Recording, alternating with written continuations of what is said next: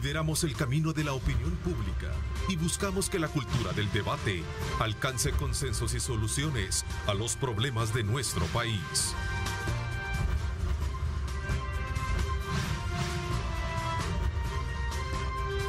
Diálogo con Ernesto López.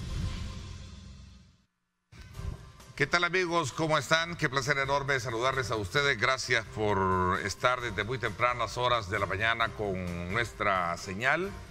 Agradecemos, como siempre, a Dios Todopoderoso por darnos ese privilegio de poder ingresar hasta la intimidad de sus hogares en esta mañana de lunes 23 de agosto de 2021. Quiero darle la más cordial bienvenida al ministro de Hacienda, Alejandro Zelaya. Ministro, gracias por acompañarnos. Buenos días. Muy buenos días, Ernesto. Muy buenos días también a todos los televidentes que muy temprano ya en la mañana nos sintonizan. Y pues con mucho gusto hablamos sobre los temas hacendarios en general y sobre todo del proyecto al que tú hacías mención. Como tú muy bien lo mencionabas, el día jueves por la tarde presentamos junto a la ministra de Economía, María Luisa Hayen, presentamos dos iniciativas de ley, una que está referida al presupuesto general de la Nación, la ley Bitcoin, como tú muy bien lo sabes, Ernesto, establece que va a existir una caja de convertibilidad o un fideicomiso que servirá o hará las veces de caja de convertibilidad para asegurar que todos los usuarios de la red Chivo puedan tener un acceso directo y una convertibilidad automática entre la nueva moneda de curso legal y el dólar, que sigue siendo nuestra referencia o nuestra moneda de referencia. Digamos, ¿cuál es digamos, esa fase preparatoria o de indagación que ustedes ya tienen con relación al acoplamiento que van a tener las empresas, o cuáles son aquellas transferencias o operaciones que se van a llevar a cabo una vez entrando en vigencia? No, Ernesto, la ley Bitcoin es clara y dice: las contabilidades de las empresas, la contabilidad del gobierno se mantendrá en dólares. Entonces no hay que hacer ninguna adecuación a nivel de sistemas de pagos. Lo único que hay que hacer es bajar la aplicación móvil de Chivo Wallet como tal. Y como bien lo ha explicado el presidente el día de ayer, Ernesto, es mucho más sencillo de lo que se cree. No se le va a obligar a nadie. Si usted no quiere, si usted quiere seguir manejando todas sus operaciones en dólares o en efectivo, lo puede seguir haciendo. Entonces, bajar la wallet es opcional. Usar ya con la wallet instalada, hacer operaciones en otro tipo de moneda que no sea Bitcoin, que no sea, perdón, dólares, es totalmente opcional. Si no tienes tú la app descargada, no es simple. Entonces, creo que es mucho más sencillo, Ernesto. Ahora bien, hay mucha gente que ha aprovechado para meter morbo, para decir que esto no está bien, pero miremos quiénes son esas voces disidentes. Miremos quiénes son realmente, son aquellos que siempre se oponen a todo lo que sea desde el gobierno. Y no digo que esto no sea un proceso, claro que es un proceso, y la gente se va a ir adaptando, nos iremos adaptando, así como hemos hecho con todas las nuevas tecnologías de información. Nos iremos adaptando poco a poco y te aseguro que esta va a ser una de las mejores opciones, Ernesto, para atracción de inversiones. Muchos flujos de efectivo que están en el extranjero y que están siendo invertidos en otros países podrán venir a invertirse en El Salvador y ofrecer servicios desde las plataformas digitales basadas en El Salvador. El fenómeno de las criptomonedas, de hecho, todos los bancos centrales ahora están transitando para tratar de buscar su propio cripto. El yuan chino, el cripto yuan. Y el tema de hecho, Estados Unidos ha anunciado que realizará un estudio para buscar la emisión también de una criptomoneda. Y el tema de la normativa que presentó el BCR viene siendo como el complemento también de ruta que se necesita para navegar en esto, ¿no? Tal cual. Es una normativa sencilla, es una normativa simple. El presidente Bukele es, digamos, amante de que las cosas se puedan entender fácilmente a la población. Entonces ha tratado que siempre, cuando nosotros hacemos algún tipo de legislación, pues sea simple, con un lenguaje entendible, y que nuestra población sobre todo pueda saber a qué se refieren todos los temas. Cuando bajes tu Chivo, vas a meter tus datos, vas a meter tu DUI con dirección y todo lo demás, vas a tener reconocimiento facial en tu teléfono, vas a tener contraseña. la trazabilidad es absoluta de punta a punta. Entonces, cuando alguien dice que no existe control, hoy por hoy, como creo que te lo ejemplificaba, Sí. yo hoy por hoy no puedo saber cuánto tienes tú de efectivo en tu billetera en este momento o en tu bolsillo. Si lo tuvieras en tu wallet, te aseguro que la superintendencia o el ente contralor va a saber y va a conocer si son trazables o no. Nunca he escuchado a ningún miembro de la comunidad Bitcoin que diga, miren, lo que nosotros no queremos es pagar impuestos, o lo que nosotros no queremos es control para el lavado de dinero y financiamiento a otro tipo de actividades. Entonces, es falso de que no existen parámetros de control sobre la aplicación y la trazabilidad de estas criptomonedas, porque de hecho son muchísimo más seguras, Ernesto, que el uso del efectivo. Ministro, cuénteme un poco sobre esta visita que hiciera precisamente, o esta solicitud a la Corte Suprema de Justicia, a la sala en particular, para poder tener la facultad, la iniciativa de ver estos temas relacionados con la evasión y otros aspectos que se generaron a partir de aquel decreto legislativo. ¿Cómo está la situación? En el año 2014, la Asamblea emitió el decreto 763, que amplió a 5 años la capacidad para ir a investigar del Ministerio de Hacienda. Entonces podíamos ir a auditar hasta 5 años atrás. Hoy por hoy solo podemos ir a auditar 3 años hacia atrás. En ese momento se había ampliado hasta 5. En el año 2018 se declaró inconstitucional el decreto 763. Pero la misma Sala de lo Constitucional, para no dañar o para no desfinanciar el presupuesto general de la Nación de ese mismo año, dijo: los efectos de este decreto 763, es decir, la capacidad para ir a investigar 5 años, deben estar vigentes hasta el 31 de diciembre de este año, porque hay obras que están ligadas a esos ingresos de esos impuestos que se van a ir a recuperar a través de auditorías del Ministerio de Hacienda. En las proyecciones de ingresos siempre incluimos nosotros una parte de los impuestos que pretendamos recuperar a través de la realización de auditorías. Entonces, en mayo lo declaran inconstitucional, pero dejan vigente la capacidad para auditar hasta diciembre. ¿De qué se trata esto? Básicamente es, mire, todo aquello que está siendo investigado en este momento, déjese sin efecto. Eso decía. Entonces, el diputado Parker alegó que la administración tributaria no lograba terminar todas las auditorías que estaba realizando antes del 31 de diciembre. Faltaban 90 días y habían muchas que ya estaban en notificación de tasación. O sea, estaban a un paso para determinarte ya cuánto tocaba pagar. Entonces, ahí hay una serie de empresas que resultaron beneficiadas y las cuales se les perdonaron cerca de 280 millones. Ese es el monto total, ¿verdad? Ese es el monto total que se pudo haber perdido en este decreto 127. Entonces, en esa ocasión, votaron a favor 29 votos del partido Arena, más otros partidos que acompañaron, y lograron realizar 44 votos. Llegaron a 44. El FMLN se abstuvo, en su mayoría. Algunos no votaron, otros pues votaron abstención. Pero aquí es bien importante. Sacan el decreto. Cuando llega a Casa Presidencial, hay que recordar que en ese momento estaba gobernando el profesor Sánchez Serén, ahora prófugo de la justicia y nacionalizado nicaragüense. Entonces, este presidente vio que en la Asamblea el diputado Rodolfo Parker no le preguntó a Hacienda si podían terminar las auditorías. Tampoco en el seno de la Comisión de Hacienda se le mandó a preguntar al Ministerio de Hacienda si podían terminar estas auditorías.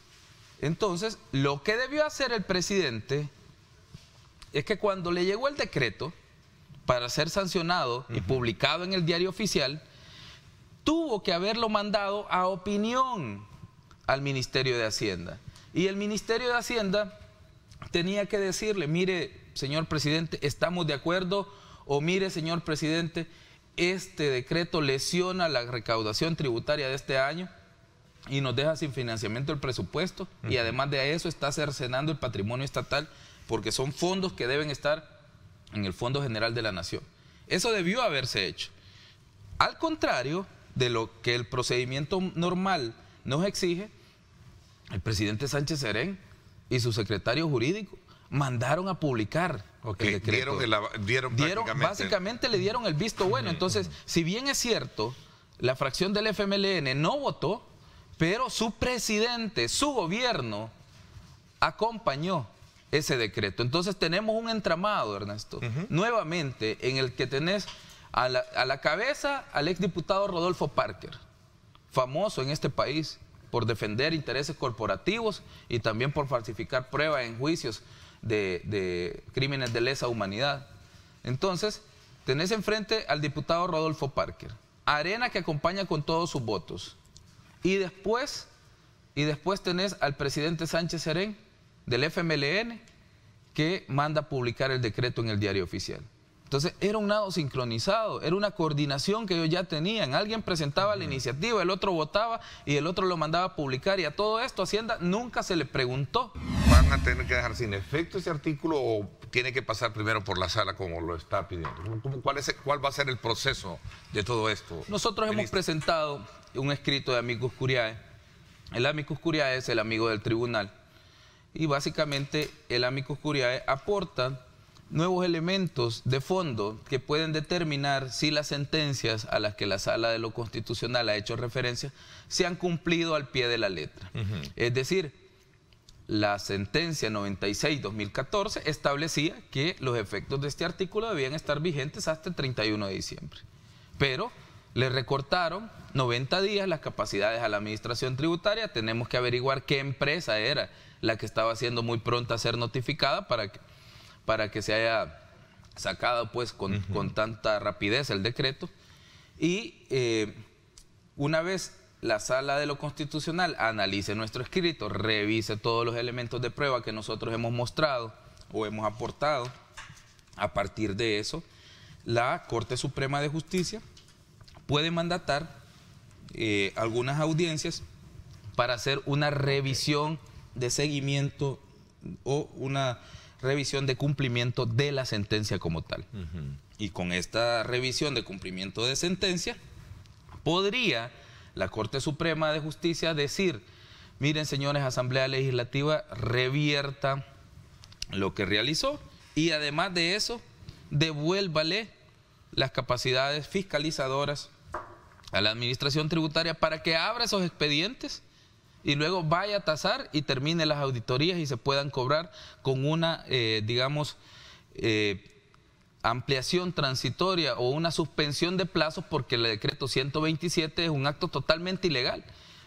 Fue contrario. Además de eso, se puede verificar, Ernesto, un incumplimiento o desobediencia por parte de los diputados. Pues yo espero que tengan muy buenos argumentos los señores que realizaron esta legislación para poder defenderse de por qué incumplieron una sentencia del máximo Tribunal de Justicia de El Salvador.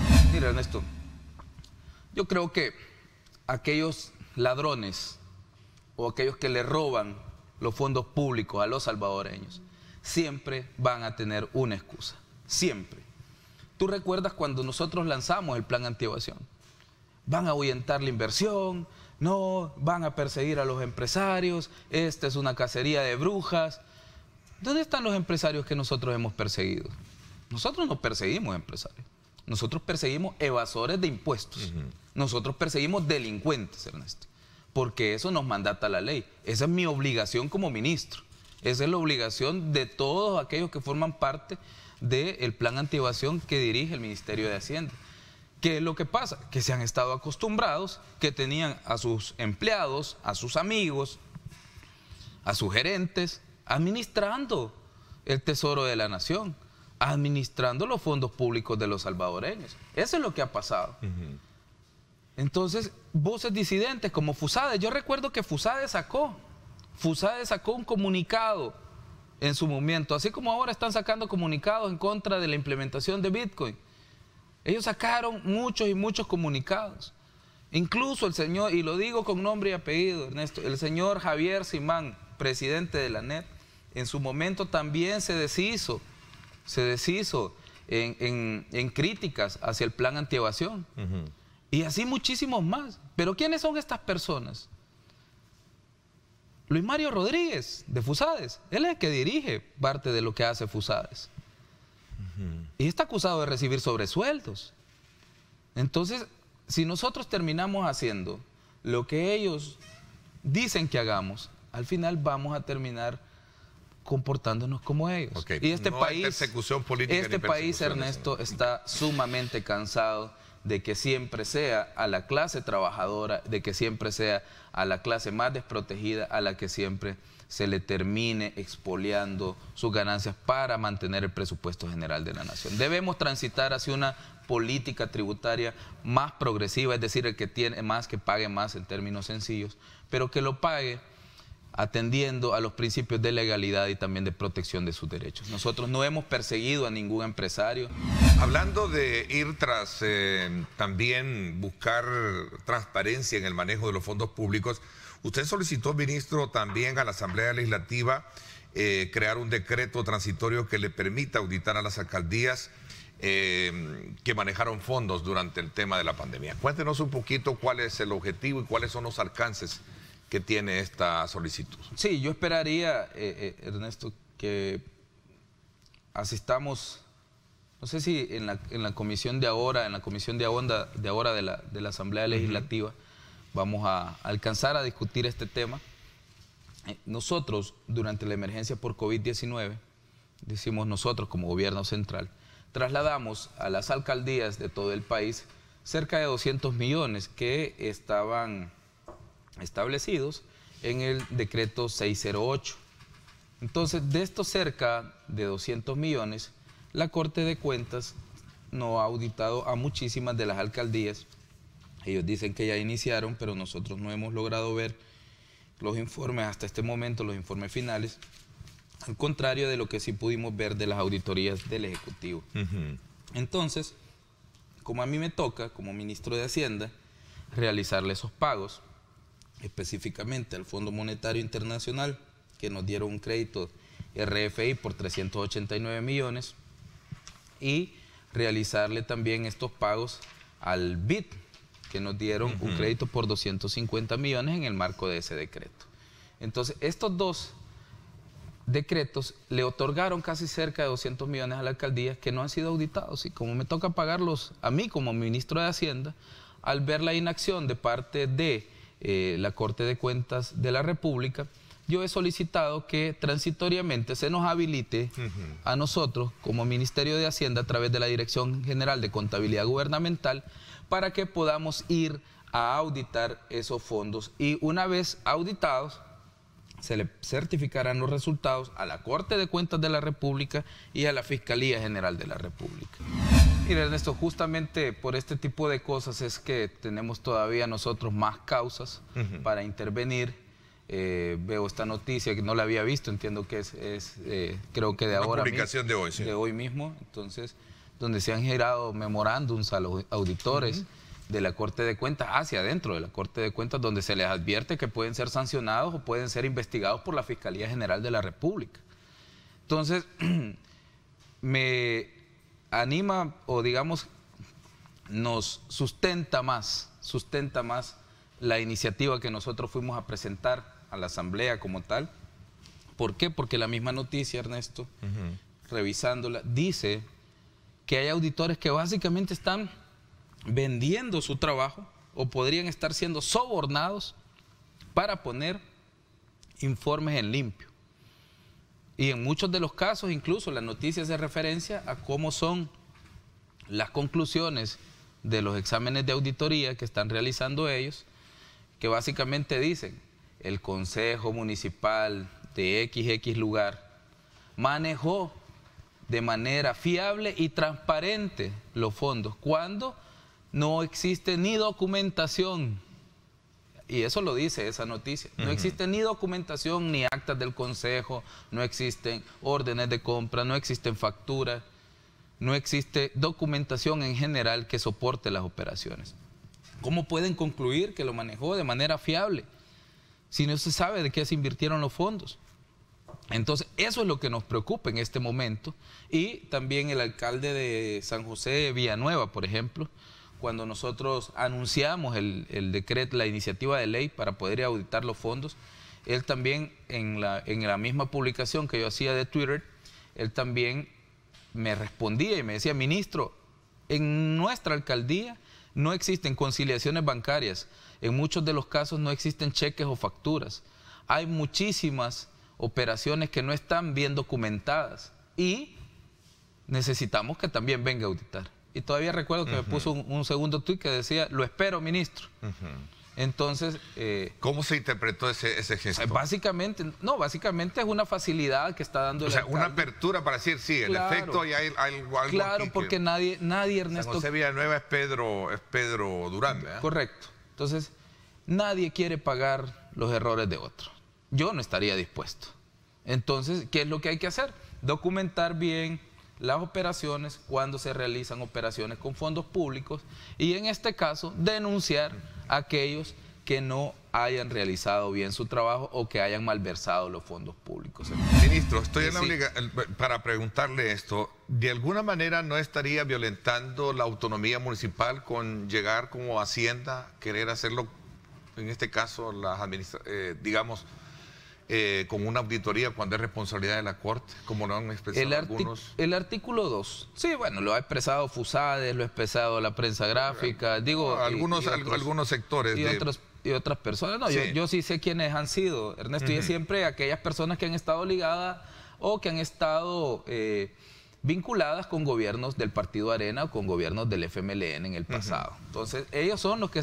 ¿Hay facultad para Hacienda llegar a hacer el artículo 95 establece que la Contraloría General es de la Corte de Cuentas, pero además de eso, el artículo 226 de la Constitución establece también que desde el Ejecutivo hay un ente garante de la administración de los fondos públicos. Y en este caso, fuimos nosotros quienes trasladamos.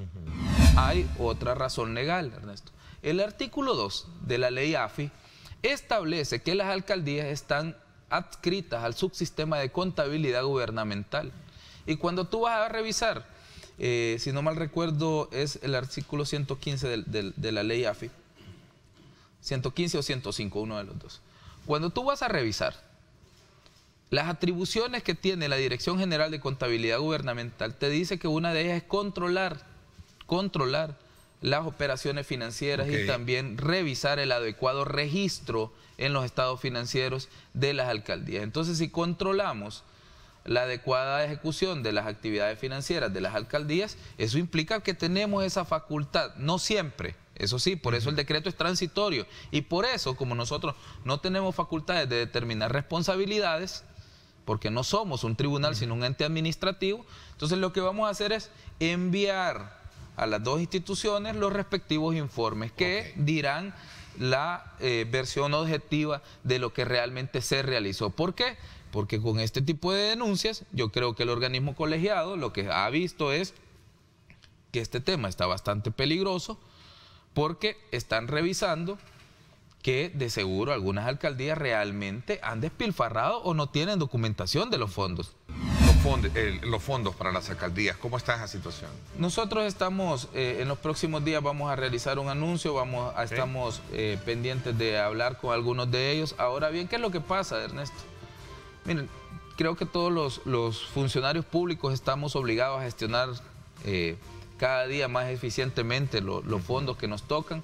En algunos de los casos hay pago de impuestos municipales, hay pago de tasas municipales, pero no los quieren ir a cobrar. Entonces también parte de gestionar una institución pública es saber que tenés que ir a recuperar también algunos ingresos. Entonces las alcaldías también deben hacer un esfuerzo por manejar sus fondos propios y no pueden pasar dependiendo solo del gobierno. ¿Por qué digo esto? Hay países a nivel latinoamericano que este tipo de transferencias ya no existen. Entonces, a cambio de eso, pues los municipios administran mejor sus ingresos tributarios, entiéndase tasas, impuestos municipales y otras situaciones. Ministro, como siempre, gracias por acompañarnos y ponernos al tanto de cómo están las actividades de Hacienda y las proyecciones, desde luego, que se tienen en materia de fondos públicos. Gracias por acompañarnos. Gracias a ti, Ernesto, y muchas gracias a nuestros queridos televidentes que nos sintonizaron a esta hora, pues, y con mucho gusto estaremos en otra ocasión hablando más sobre temas hacendarios. Vamos a pasar en esta segunda parte a conocer una lectura desde la perspectiva de un experto en el área jurídica y un especial amigo que también siempre ha estado atentos a acompañarnos en estas temáticas. Y después de un quebranto de salud que nos alegra tenerlo ya acá de nuevo, activo, y por supuesto siempre agradeciendo a Dios Todopoderoso por darnos ese privilegio a quienes sufrimos este tipo de quebrantos, estar de nuevo parados, como decimos, ¿verdad? Doctor Francisco Bertrán Galindo, bienvenido, gracias por acompañarnos, qué bueno tenerlo. Es un gran gusto estar acá. ¿Cómo está viendo usted toda esta discusión, este debate que se está generando alrededor del tema de reformar la Constitución? Hay un anteproyecto ya hecho público por la Comisión Ad Hoc especial encabezada por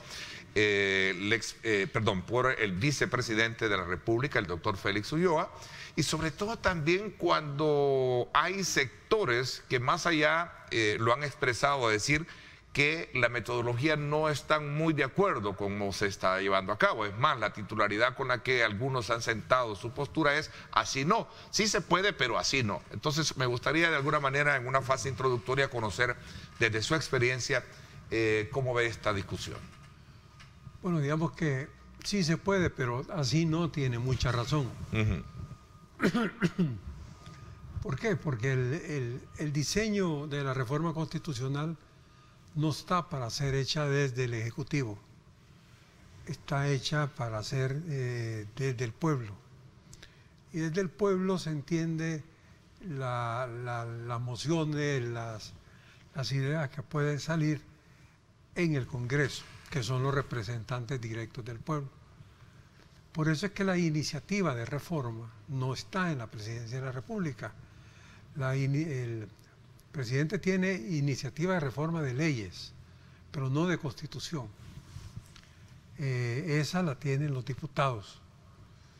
Entonces, el hecho que se haya creado una comisión desde la presidencia y se haya trabajado desde la presidencia un proyecto de reforma de la Constitución, en sí no es ilegal, no es que sea ilegal, sino que es un procedimiento que no es el esperado, no es el que se ha diseñado para la reforma. La propuesta, por ejemplo, se quita la prohibición del partido único. La Constitución actual prohíbe que haya un único partido.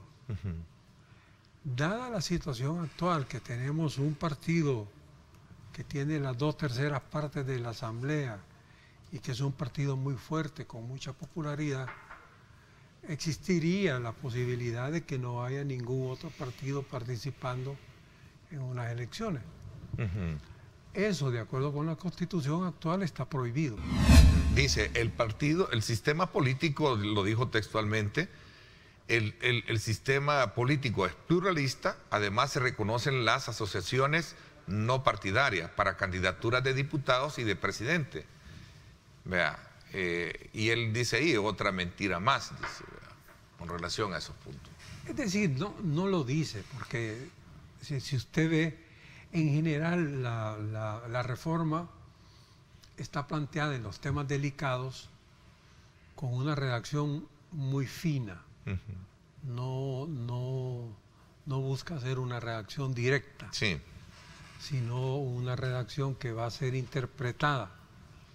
Por ejemplo, en el tema de la eutanasia, en el tema de las uniones del mismo sexo, en el aborto, la redacción no es una redacción explícita, sino que está hecha para que se interprete. Y así casi todo. Entonces, yo creo que sí hay que verla con cuidado y especialmente revisar hasta qué punto estamos cambiando a un régimen más presidencialista. Me pregunto, ¿cuáles son los momentos oportunos? De hecho, lo han dicho ellos. Yo creo que hay cosas buenas en la propuesta.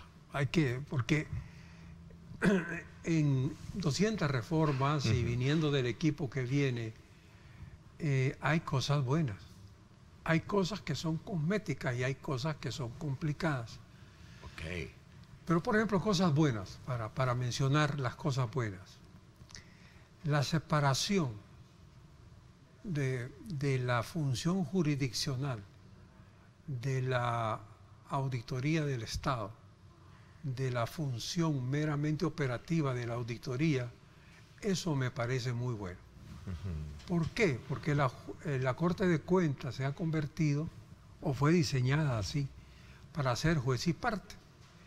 Y eso crea verdaderos problemas. Entonces, separarla creo que es muy sabio porque obliga a los auditores a que tengan que presentar informes muy serios que van a tener que defender ante jueces, y esos jueces van a ser de una formación, de un contenido más jurídico.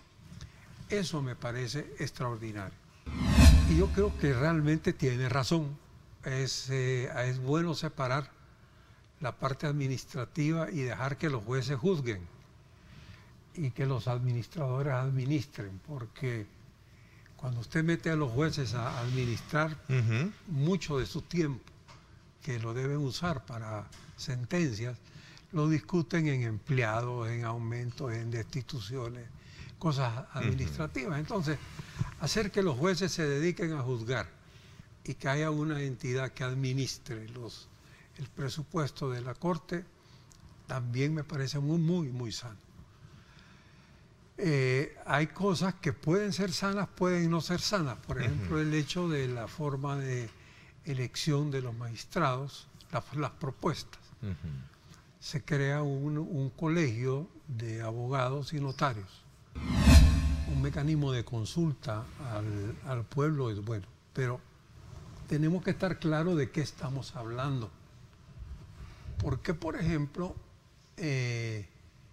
si yo le voy a hacer una consulta vaga al pueblo,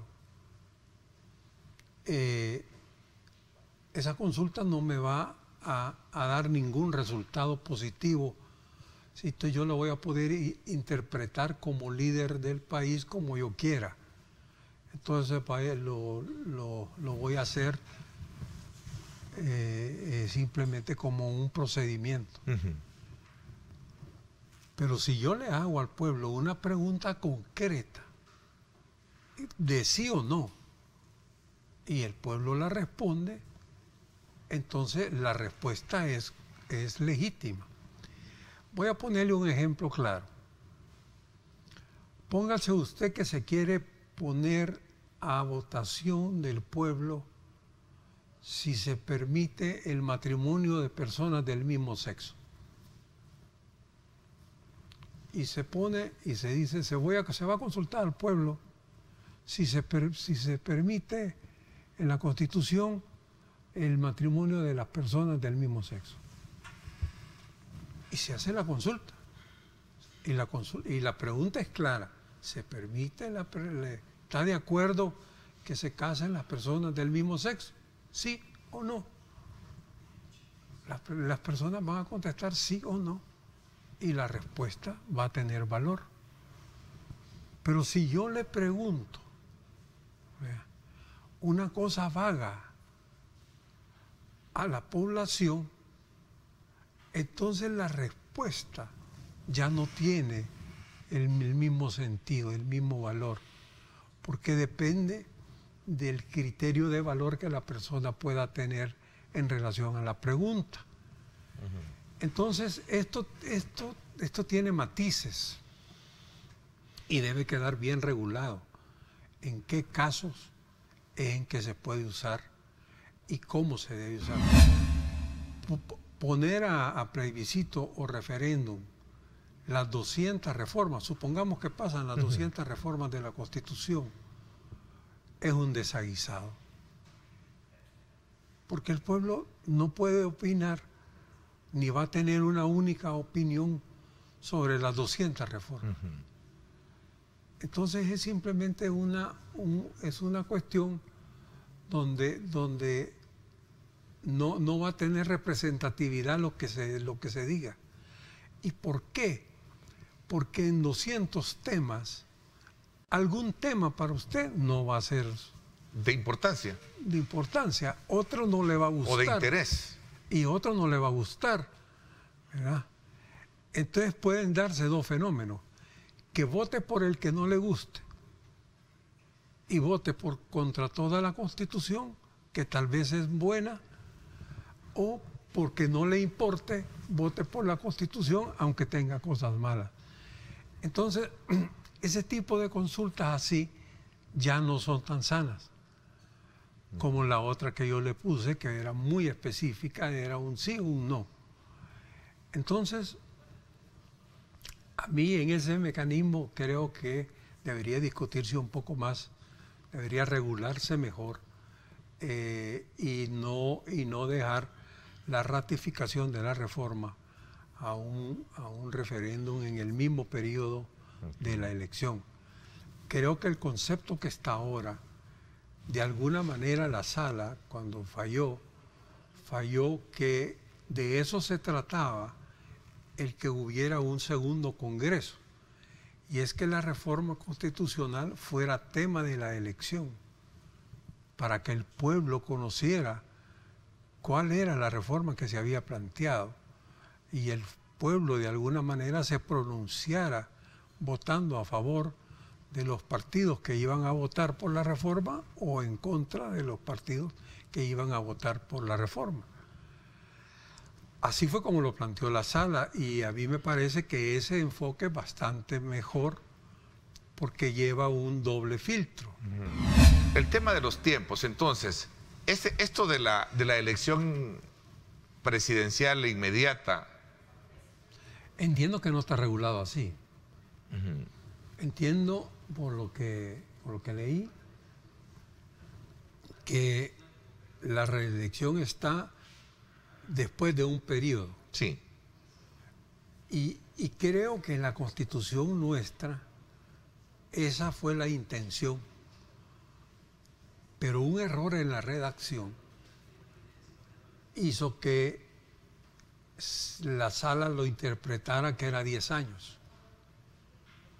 Pero para mí fue más bien un error de redacción de los constituyentes. La intención era que era un periodo inmediato y después pudiera ser. Cargos de segundo grado.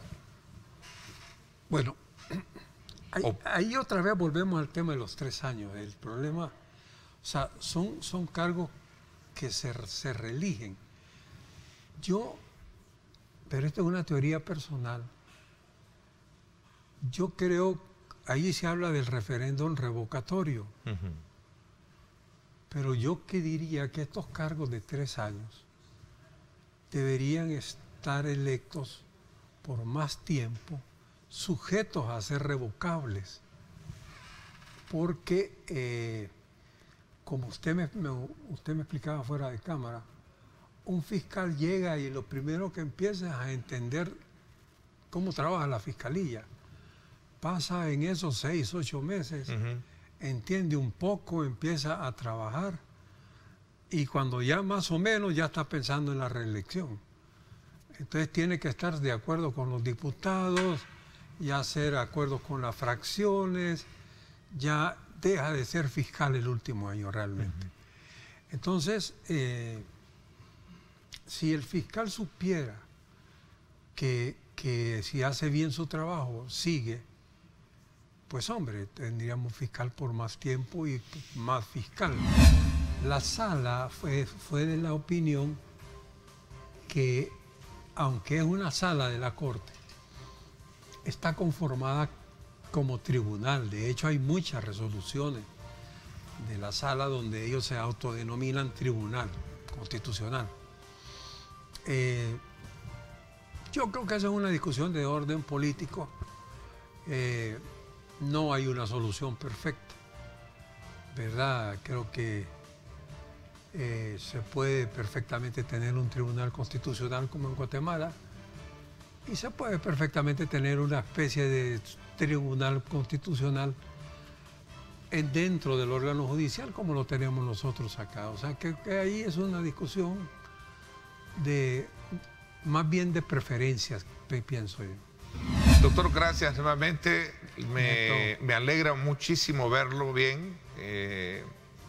Gracias a Dios, pues vamos a tenerlo acá de nuevo para seguir dándonos sus aportes, sus puntos de vista con relación a este tema. Así es que, nuevamente, gracias. Pues esperamos estar acá, no sé cuánto nos dé Dios más, pero lo que sea. Así es, a la voluntad de Dios nos sometemos. Gracias por mi parte, esto es todo por hoy, como siempre. Grupo Megavisión, este servidor y este programa, sirviendo de plataforma de opinión periodística para poder enriquecer su pensamiento crítico y que pueda, a partir de la concurrencia de diferentes actores que tienen pensamiento diverso, poder darles a ustedes los insumos pertinentes para construir su propia lectura de qué es lo que está pasando en el país. Bajo ese acometido, bajo esa misión, nos sentimos todo el equipo de Diálogo con Ernesto López satisfecho. Así es que nos despedimos y, por supuesto, le deseamos una buena semana, ¿verdad? Con ánimos, con mucha energía. Gracias, pásenla bien y recuerden, como siempre, lo más importante, amar a Dios sobre todas las cosas. Lideramos el camino de la opinión pública y buscamos que la cultura del debate alcance consensos y soluciones a los problemas de nuestro país.